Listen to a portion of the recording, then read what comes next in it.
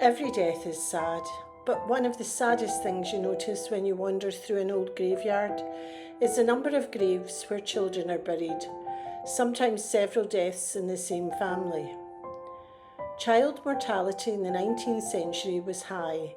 In 1890, 1 in 5 deaths in Scotland were infants under a year old, and 1 in 10 were infants under 3 months.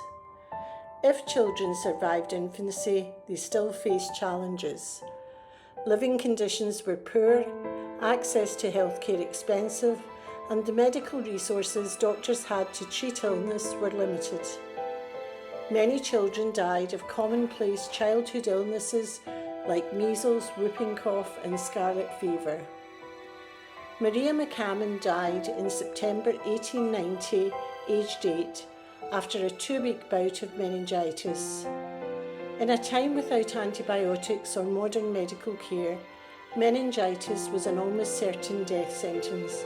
The mortality rate was over 70%. The McCammond family lived in Bowling.